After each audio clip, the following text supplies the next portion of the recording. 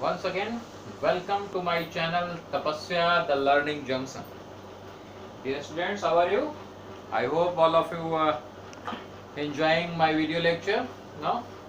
So, this is my 8th video lecture regarding very important numericals concerned with class 10th electricity. So, dear students, कैसा लग रहा है आप लोगों को? और अगर आप वाकई इंजॉय कर रहे हैं हमारे वीडियो लेक्चर को तो लाइक कीजिए, सब्सक्राइब कीजिए और बेल आइकन जरूर प्रेस कीजिए ताकि हर नए वीडियो का अपडेट आपके पास पहुंच जाए। ये इस सीरीज का 8th वीडियो लेक्चर है, सेकेंड लास्ट, और उसके बाद फिर नया सीरीज शुरू होगा जिसमें line by line concept clear के ऊपर हम प्रोग्राम बना रहे हैं। ओके, सो लेट अस सी, आज हम 4 प्रॉब्लम्स डिस्कस करने जा रहे हैं। 4 problems, very important conceptual problems हैं। सो लेट अस सी, देखते हैं। सबसे पहले लास्ट प्रॉब्लम को देख रहे हैं हम लोग। प्रॉब्लम नंबर 4 क्या कहता है?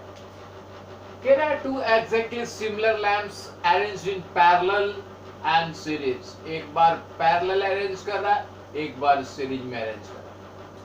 If parallel and series combination of the lamp are connected to 220 volt line one by one, एक बार सीरीज में करके और एक बार पैरेलल में करके 220 वोल्ट लाइन में उन्हें हम जोड़ रहे हैं। What will be the ratio of electric power consumed by them? उनके द्वारा जो इलेक्ट्रिक एनर्जी कंज्यूम होगा उनका रेशियो पूछ रहा है, राइट? याद रखेंगे, इलेक्ट्रिक एनर्जी जब पैरेलल में कंज्यूम होगा और इलेक्ट्रिक एनर्जी सीरीज में कंज्यूम होगा, उन्हीं दोनों का क्या पूछ रहा है? रेशियो पूछ रहा है। It's very easy. और प्रायः कॉम्पिटिटिव एग्जाम में इस तरह के क्वेश्चंस होंगे जहां पे कोई ज्यादा डेटा नहीं दिया हुआ होगा। सिंपल एक डेटा है कि भाई 220 वोल्ट पे आप कनेक्शन कर रहे हो, राइट? और कनेक्शन क्या है? एक बार पैरेलल है और एक बार सीरीज है। किसका? 2 लैंप का। तो लेट अस सी, अपने आप सोचने वाली बात है कि भाई पैरेलल कनेक्शन कर रहे हो आप, पैरेलल कनेक्शन कर रहे हो, इसका मतलब है कि 2 लैंप, ये एक लैंप और ये एक दूसरा लैंप, ये दोनों को कैसे कनेक्ट किया है आपने? Parallel, right? और किससे जोड़ रहे हो? 220 वोल्ट से। ये क्लियर? तो क्या होगा जरा सोचो, दोनों लैंप जो हैं हमारे वो आइडेंटिकल हैं, एग्जैक्टली सिमिलर हैं। कंसीडर करते हैं, मान लीजिए कि इनका रेजिस्टेंस R ओम है और इसका भी रेजिस्टेंस R ओम है। चूंकि दोनों को आपने पैरेलल कनेक्ट किया है, यानी रिजल्टेंट कितना हो गया? R/2 ओम। याद है ना, मैंने आपको बताया है कि अगर सेम आइडेंटिकल रेजिस्टेंस पैरेलल में कनेक्ट होते हैं n नंबर, तो उनका इक्विवेलेंट क्या होता है? R/n। यानी अगर 2 कनेक्ट कर रहे हो तो R/2, 3 कनेक्ट कर रहे हो तो R/3, 4 कनेक्ट कर रहे हो R/4, like that, right? Supply कितना दे रहे हो? 220 वोल्ट। ओके, कह रहा भाई इलेक्ट्रिक पावर कंज्यूम्ड, यानी पावर इज इक्वल टू, तो आप जानते हैं, क्या जानते हैं? सबसे कॉमन फॉर्मूला आपने, मैंने आपको बताया था कि आपको याद रखना है VI। एक ही फॉर्मूला याद रखिए, बाकी सब अपने आप डिराइव कर लेंगे। Power is equal to voltage into current. कैसे याद रखते हैं? P फॉर प्रोडक्ट, और again here is the product of voltage and current. But since I want I to convert it in the form of V, तो हम लोग क्या करेंगे? V into I को क्या लिखेंगे? V/R, क्योंकि हम R के रिस्पेक्ट में V कांस्टेंट रख रहे हैं यहाँ पे ना, सप्लाई V तो कांस्टेंट रख रहे हैं, तो इसलिए हम R के फॉर्म में कन्वर्ट कर रहे हैं। क्या हो गया? V²/R। Is it clear to you? तो पावर जब हम पैरेलल में कनेक्ट कर रहे हैं, PP लिख रहा हूं मैं यहाँ पे, पावर कंज्यूम्ड इन पैरेलल, कितना होगा? V कितना है हमारा? 220 वोल्ट, यानी 220 volt into 220 volt divided by R। Parallel connect किया है, जो R था वो एक्चुअली R/2 हो रहा है। हमने लैंप का रेजिस्टेंस क्या माना है? R माना है। अब ये हो गया 2 इंटू 220 इंटू 220 बाय R। ये कब निकला है? ये पैरेलल में, जब पैरेलली कनेक्ट कर रहे हैं तो आप इतना पावर कंज्यूम करें। एक बात याद रखना, जब कभी भी आप पैरेलल कनेक्शन करते हो तो होता क्या है, पावर का कंजम्पशन बढ़ जाता है। लेट अस सी, जरा सीरीज में हो क्या होगा। जब हम लोग सीरीज में जोड़ेंगे तब क्या होगा। सीरीज में जब आप दो लैंप को कनेक्ट कर रहे हो, same lamp, identical lamp, voltage apply same कर रहे हो 220 वोल्ट, राइट। रेसिस्टेंस अभी भी उनका आर ही है, लेकिन चूंकि सीरीज में कनेक्ट कर रहे हो तो इक्विवेलेंट कितना हो गया, R प्लस R यानी 2R। तो भाई power supply, power consume, electric energy consume क्या होगा, V स्क्वायर बाई R, और R क्या है हमारा actually 220 square by 2R। Is it clear? So जरा रेशियो देख ले कि क्या होगा, power consumed in parallel by power consumed in series equal to क्या हो गया, जरा देखिए। यहां क्या था हमारा 2 into 220 into 220 by R upon, बटे में जाएगा तो इसको बटे में लिखेंगे, divided by 220 square by 2R। Solve कीजिए इसे, ऊपर हो गया 2 into 220 into 220 by R into 2R ऊपर चला गया, 2R बाई 220 इंटू 220 स्क्वायर है, इसलिए ये कैंसिल, ये कैंसिल, ये कैंसिल, ये कैंसिल, ऊपर नीचे R R कैंसिल, कितना हो गया 4/1। दैट इज रेशियो क्या हुआ 4:1। डियर स्टूडेंट, हमने यहाँ पे जो वैल्यू कहा कि भाई 220 वोल्ट लाइन में जोड़ रहे हैं, हमने यहाँ पे कंसीडर किया है। हकीकत में जब आप कॉम्पिटिटिव एग्जाम की बात करेंगे कुछ भी कंसीडर करने की जरूरत नहीं है। सिंपली आप इतना सोचना कि जब भी आप सीरीज में कनेक्ट करोगे और पैरेलल में कनेक्ट करोगे सेम आइडेंटिकल डिवाइस को, क्या होगा, पावर कंजम्पशन इन सीरीज क्या होता है, पावर कंजम्पशन इन सीरीज क्या होगा भाई, तो सीरीज में वोल्टेज तो सेम रहेगा V स्क्वायर बाई 2R, क्योंकि जो आइडेंटिकल को कर रहे हो तो 2R हो गया, और पैरेलल में क्या होगा, PP क्या कर लेंगे V square by R by 2, यानी 2 ऊपर चला गया 2V स्क्वायर बाई R। तो देख रहे हो क्या हो रहा है, 4 गुना पैरेलल में कनेक्ट कर रहे हो और सीरीज में कनेक्ट कर रहे हो तो ये 4 गुना हो जाता है। तो ध्यान रखना है आपको ये चीज, इस चीज को।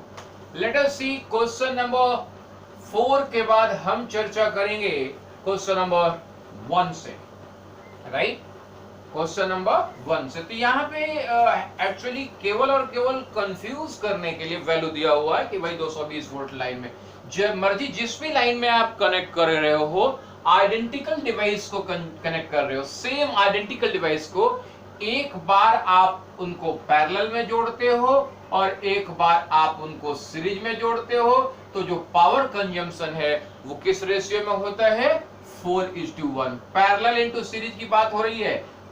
अगर एग्जाम में, कॉम्पिटिटिव एग्जाम में यही चीज जो रिवर्स करके पूछ दे कि भाई सीरीज इनटू पैरेलल का रेशियो क्या होगा, तो क्या हो जाएगा 1:4 यानी 1/4। तो ये चीजें आपको ध्यान में रखना है, राइट। ये नहीं कि एक क्वेश्चन क्या है जिस तरीके का उसी तरीके का क्वेश्चन कोई आप केवल सोचकर बैठे हुए हो। कम टू द नेक्स्ट, अगला प्रॉब्लम है हमारा क्वेश्चन नंबर 1। जरा देखें क्या कहते हैं क्वेश्चन नंबर 1। बहुत ही देखेंगे कि जो ये प्रॉब्लम्स हैं सारे इलेक्ट्रिसिटी के काफी ज्यादा इंटरेस्टिंग भी होते हैं, मजा आएगा आपको। Let us see first number, problem number 1। State whether the electrical heater will consume more electric energy or less electric energy per second when the length of its the heating element is reduced। बड़ा interesting है, और इस प्रश्न का जवाब 90% बच्चे गलत दे देते हैं। क्यों देते हैं गलत, जरा समझिए। कह रहा है कि हीटिंग एलिमेंट है, यानी आपके पास कोई डिवाइस है, उस डिवाइस में हीटिंग एलिमेंट है, ये हीटिंग एलिमेंट मैंने बना दिया है। अब कर क्या रहे हैं हम लोग, इसे चलाने के लिए इसे सप्लाई दे रहे हैं, राइट, कोई भी सप्लाई, एग्जांपल के तौर पे V वोल्ट पे इसे चला रहे हैं। अब किया क्या जा रहा है, पूछा जा रहा है कि अगर मैं इस हीटिंग एलिमेंट को आधा ही यूज करूं, मेरे पास ऑप्शन हो कि आधा ही यूज करें, यानी अब यहां से यहां तक का हीटिंग एलिमेंट नहीं बल्कि यहां से यहां तक का हीटिंग एलिमेंट यूज करें। तो पूछ रहा है कि बताइए कि जो इलेक्ट्रिकल एनर्जी का कंजम्पशन होगा वो बढ़ जाएगा या घट जाएगा। State whether the electrical heater will consume more electrical energy और लेस इलेक्ट्रिकल एनर्जी। 99%। आप भी सोचिएगा एक बार अपने आप, आपको क्या लग रहा है, घटेगा या बढ़ेगा? अमाउंट ऑफ हीटिंग एलिमेंट कम इस्तेमाल हुआ है, दिमाग यही करता है। डायरेक्ट सोचेंगे तो लगता है अरे यार कम एलिमेंट इस्तेमाल कर रहे हो तो इसका मतलब कम एनर्जी लगेगा, लेकिन ऐसा नहीं है। क्यों ऐसा नहीं है, जरा समझने की कोशिश करेंगे। वोल्टेज जो अप्लाई कर रहे हो सेम अप्लाई कर रहे हो। Whenever you are applying the voltage across the complete element, पूरा जो एलिमेंट है यहां से यहां तक पूरा वोल्टेज जो अप्लाई कर रहे हो सेम है। और हमने आपको इलेक्ट्रिक एनर्जी यानी पावर कंज्यूम कितना होता है, पावर बराबर क्या फॉर्मूला बताया है, V square by R. V square by R वाला फॉर्मूला क्यों यूज कर रहे हैं, क्योंकि वी हमारा यहां पे कांस्टेंट रखना है। अगर v इंटू आई वाला फॉर्मूला यूज करेंगे तो वहां पे i चेंज होगा, इसलिए वो यूज नहीं कर रहे। तो P is equal to V square by R इस्तेमाल कर रहे हैं हम लोग। जरा सोचिए, जब हम लोग हीटिंग एलिमेंट आधा कर देंगे तो रेसिस्टेंस क्या हो जाएगा, आधा हो जाएगा नहीं हो जाएगा? हीटिंग एलिमेंट अगर आधा कर दिया तो रेसिस्टेंस आधा हो गया। यानी फर्स्ट केस में अगर हमारा पूरा हीटिंग एलिमेंट है तो power consumption V square by R हो रहा है प्रति सेकंड। अगर टाइम की बात करें तो टी एक 1 सेकंड ये हो रहा है हमारा इंटू 1 यानी वी स्क्वायर बाई आर। लेकिन अगर हम लोग दूसरा केस कंसीडर कर रहे हैं कि हीटिंग एलिमेंट में हम लोग सारा इस्तेमाल न करके आधा या यू कह लो कुछ कम कर दे रहे हैं, तब क्या होगा? तो भाई वोल्टेज तो अभी भी उतना ही अप्लाई कर रहे हो लेकिन रेसिस्टर कम हो गया, मान लो R/2। तो R/2 हो गया, तेरा देखो क्या हो रहा है, 2v स्क्वायर बाई आर। पहले v स्क्वायर बाई आर था, अब 2v स्क्वायर बाई आर हो गया। यानी हीटिंग एलिमेंट अगर आधा कर दिया तो पावर कंजम्पशन जो है, इलेक्ट्रिक एनर्जी जो कंज्यूम कर रहे हो डबल हो गया। तो याद रखना ये बहुत ही टिपिकल और मोस्टली कॉम्पिटिटिव एग्जाम में पूछा जाने वाला प्रश्न है। इसी प्रश्न को किसी भी तरीके से तोड़ के मरोड़ के पूछा जाएगा। और लेकिन आपको सिर्फ इतना ही याद रखना है कि भाई अगर आप सेम वोल्टेज अप्लाई कर रहे हो कम एलिमेंट पे तो पावर क्या होगा, बढ़ जाएगा। राइट? कैसे हो रहा है देख रहे हो आप, P is equal to V square by R. यानी जैसे जैसे हम रेसिस्टेंस बढ़ाएंगे पावर कंजम्पशन क्या होगा, कम होगा। जैसे जैसे ये कम करेंगे पावर कंजम्पशन क्या होगा, बढ़ेगा। यानी you can say that the heat, you can say that the power consumption is inversely proportional to the resistance. Is it clear? तो इसलिए पहले प्रश्न का जवाब क्या देंगे, कहेंगे सर जैसे ही हम हीटिंग एलिमेंट कम करेंगे पावर कंजम्पशन क्या हो जाएगा, बढ़ जाएगा। इसमें पूछा जा सकता है आधा कर दूं तब क्या होगा, क्वार्टर कर दूं तब क्या होगा। जवाब उसी के अकॉर्डिंगली। हाफ करने पे पावर कंजम्पशन क्या हो रहा है, डबल हो जा रहा है। अगर मान लो क्वार्टर कर दिया तब क्या हो जा रहा है, 4 टाइम्स हो जाएगा। बिल्कुल उसी तरीके से। Is it clear? तो I hope the question number 1 is clear to all of you. So let us see problem number 2। देखते हैं हम प्रॉब्लम नंबर 2 के, प्रॉब्लम नंबर 2 क्या कह रहा है। अब देखिए बगैर कैलकुलेशन के ऐसे जो क्वेश्चन से पूछे जा रहे हैं, कोई डेटा नहीं है, बगैर क्वेश्चन, केवल और केवल कॉन्सेप्ट क्लियर है, you are able to give the reply. Question number 2 क्या कहता है, बहुत बड़ा सा क्वेश्चन लग रहा है, चलिए देखते हैं। The table shows the current of the 3 different appliances when connected to 240 volt supply। यानी हमारे पास एक इलेक्ट्रिकल केटल है, 8.5 एम्पियर करंट, लैंप है 0.4 एम्पियर करंट एंड टोस्टर है 4.8 एम्पियर करंट कंज्यूम कर रहा है। कब? When it is connected to 240 volt supply। जब केटल को 240 वोल्ट के सप्लाई पे जोड़ रहे हैं तो ये 8.5 एम्पियर, लैंप 0.4 एम्पियर और टोस्टर 4.8 एम्पियर कंज्यूम कर रहा है। राइट? पूछा जा रहा है आपसे कि फर्स्ट इसमें 3 क्वेश्चंस किए गए हैं। पहला क्वेश्चन क्या है जरा सुनिए, which appliance has the greatest resistance. यानी केटल, लैंप और टोस्टर, इन तीनों में सबसे ज्यादा रेजिस्टेंस किसका होगा। बोला सर ये तो दिया ही नहीं है। बड़े आसानी से आप निकाल सकते हैं। क्या फॉर्मूला है आपका? V is equal to I R, यही होता है ना according to Ohm's law. So R is equal to what? V by I। तो यहां पे वोल्टेज दिया हुआ कि we are going to apply 240 volt and this is the current drawn by the appliances. Kettle कितना ड्रॉ कर रहा है? 8.5, लैंप 0.4, टोस्टर 4.8। तो रेसिस्टेंस निकल जाएगा या नहीं? बड़े आसानी से। V सब के लिए कांस्टेंट, तो अगर हम लोग कहें कि रेसिस्टेंस केटल का कितना होगा तो 240 अपॉन 8.5 ओम, राइट। अगर हम लैंप का कहें कि लैंप का रेसिस्टेंस कितना होगा तो 240 अपॉन 0.4 ओम। हम कहें कि भाई टोस्टर का क्या होगा? 240 अपॉन 4.8 ओम।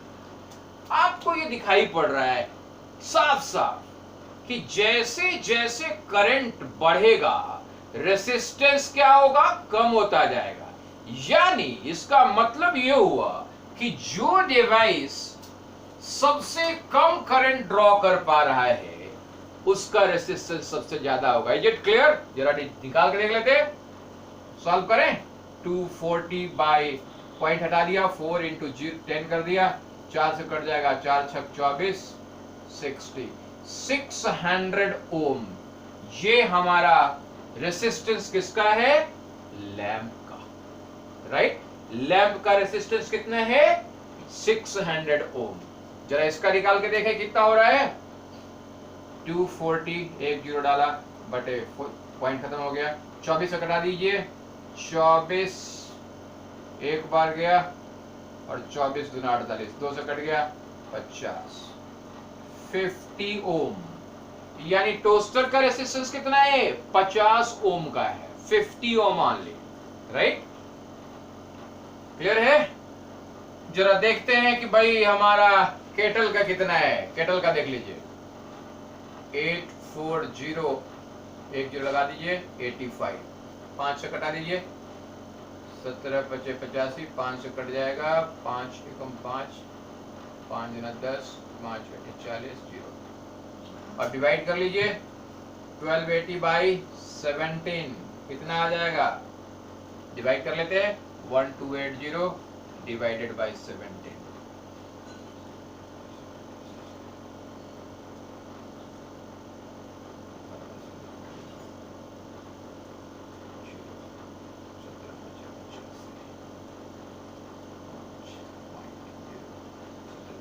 लगभग आ रहा है ये 75.3 ओम, राइट। तो बड़े आसानी से ये कैलकुलेशन करने की जरूरत नहीं है। सीधा पूछा है कि which appliance has the greatest resistance, तो सीधा सीधा जवाब देना है कि भाई lamp has the greatest resistance. क्यों भाई? Why? Because it takes very less ampere from the same volt, 0.4 ampere ले रहा है, इसलिए इसका रेसिस्टेंस सबसे ज्यादा। यानी आप ये याद रखिए कि एक सेम सप्लाई पे, सेम वोल्टेज पे जब डिवाइसेस को कनेक्ट कर रहे हैं तो जो डिवाइस सबसे कम करंट ड्रॉ कर रहा है इसका मतलब उसका रेसिस्टेंस सबसे ज्यादा है। Is it clear? चलिए नेक्स्ट, अगला क्वेश्चन। The lamp is connected to the main supply using the thin wire, thin cord cable consisting of live and neutral wires. कह रहा है कि लैंप जो है हमारा, ये लैंप जिसका रेसिस्टेंस कितना निकला है लैंप का?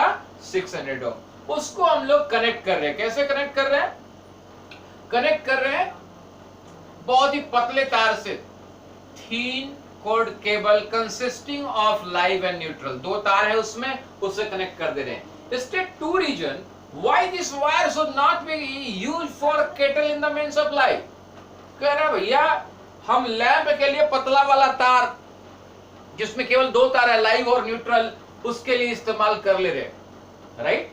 किसके लिए इस्तेमाल कर रहे हैं? बोलिए किसके लिए? लैंप के लिए, राइट। पूछ रहा है कि क्यों नहीं इसका इस्तेमाल केटल के लिए कर सकते हैं। जरा देखिए, ध्यान से समझने की कोशिश कीजिए। भाई लैंप जो है हमारा करंट कितना ले रहा है? 0.4 एम्पियर, बहुत ही कम करंट ले रहा है। बहुत ही कम करंट ले रहा है, जबकि केटल कितना करंट ले रहा है? 8.5 एम्पियर करंट ले रहा है। करंट कितना ले रहा है? 8.5 एम्पियर। अगर आप सोचो, बहुत ही कम पानी है, पानी का फ्लो कम है, तो पतला पाइप से काम चल जा रहा है। बहुत तगड़ा प्रेशर का पानी है, पतला पाइप से काम चलेगा? नहीं चलेगा। नाली है, पानी उसमें कम फ्लो कर रहा है, पतली नाली से काम हो जाएगा।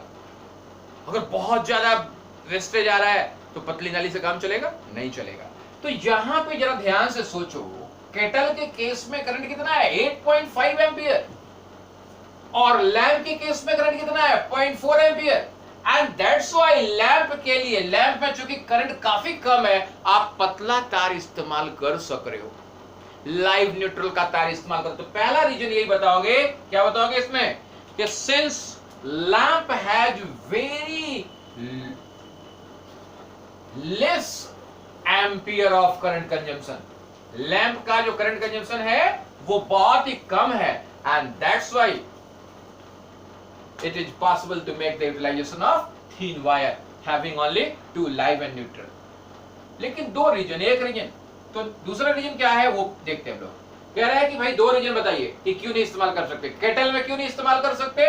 तो इसलिए इस्तेमाल नहीं कर सकते क्योंकि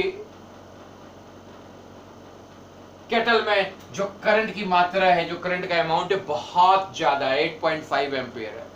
कह रहे दूसरा रीजन बताइए, सेकंड रीजन क्या है? सेकंड रीजन जरा सोचिए, केटल क्या है? Home appliance. होम अप्लायंस यानी ऐसा चीज, लैंप में क्या होगा? लैंप एक जल रहा है, उसमें बहुत कम करंट जा रहा है।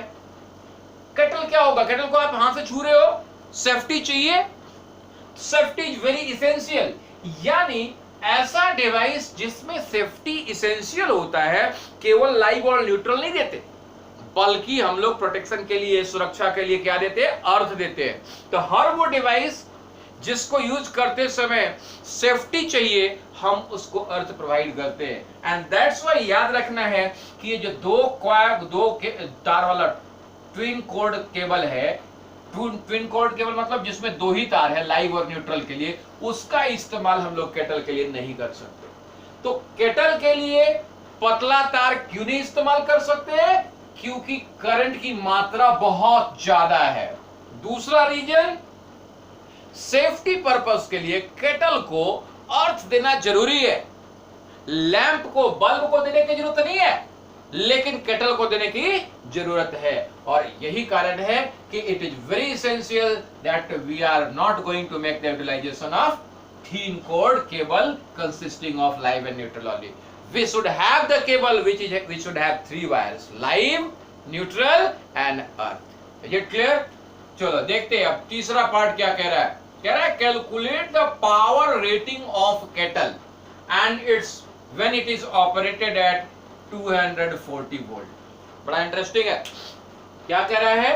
कह रहा है कि केटल जो हम लोग इस्तेमाल कर रहे हैं 8.5 एम्पियर वाला, कितने पे? 240 वोल्ट पे, राइट? कह रहा है calculate the power rating of kettle when it is operated at 240 volt. जब 240 वोल्ट पे इसको ऑपरेट करेंगे तो इसका पावर रेटिंग बताइए, पी बताइए। अब हमने आपको बताया पी इज इक्वल टू क्या होता है, पावर बराबर क्या होता है? पावर बराबर बताया है voltage into current, voltage into current, यही बताया है। अब बताइए यहाँ पे वोल्टेज 240 वोल्ट है और उस पे करंट कितना है? 8.5 एम्पियर, यही है ना? तो भाई 240 इंटू 8.5 इतना वाट, यही इसकी पावर रेटिंग हो गई। गुना करके बता दीजिए। 24 इंटू 85,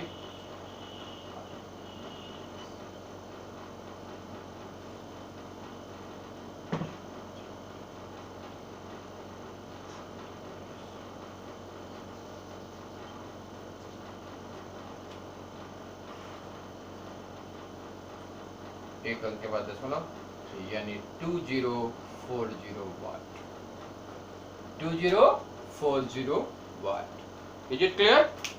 तो कैसे निकला? बहुत ही आसान। हमने आपको याद रखने के लिए एक ही फॉर्मूला तो कहा है कि आप केवल एक ही फॉर्मूला याद रखिए, बाकी चीज को हम डिराइव कर लेंगे। पावर यानी प्रोडक्ट, पावर मतलब ऐसे याद करने के लिए केवल कर रहा हूं, पावर मतलब प्रोडक्ट। किसका प्रोडक्ट? वोल्टेज और करंट का प्रोडक्ट। तो 240 वोल्ट पे चूंकि 8.5 एम्पियर का करंट ड्रॉ कर रहा है हमारा केटल, इसलिए दोनों को गुना कर दिया तो क्या निकल गया?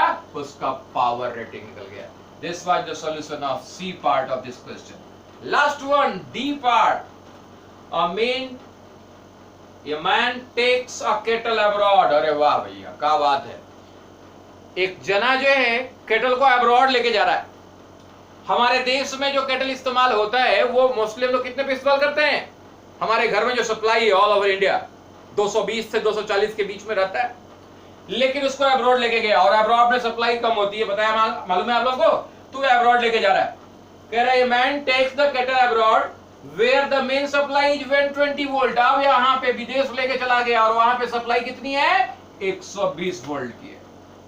What is the current in the kettle when operated at 120 volt? यानी अगर वोल्टेज 120 है तो करंट कितना होगा?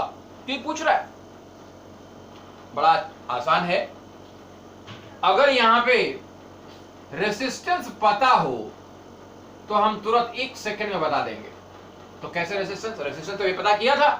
कैसे पता किया था? याद करो भाई, जब केटल हमारा 240 वोल्ट पे ऑपरेट हो रहा था तो करंट कितना था? 8.5 एम्पियर। तो इस हिसाब से रेसिस्टेंस निकला था केटल का, कितना निकला था? V by I, voltage upon I, यानी 240 बटे 8.5। जरा इसको सॉल्व कर लीजिए एक बार फिर से, हालांकि किया हुआ था हमने। 2400 divided by 85,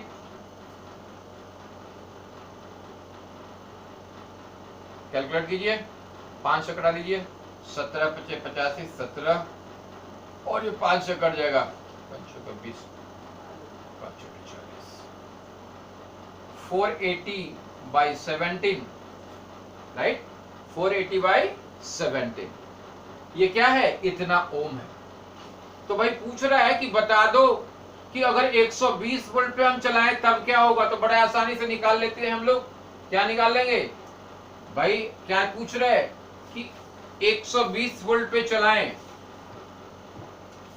operated at 120 volt, the main takes kettle, what is the current? Current पूछ रहा है कि करंट कितना कंज्यूम होगा।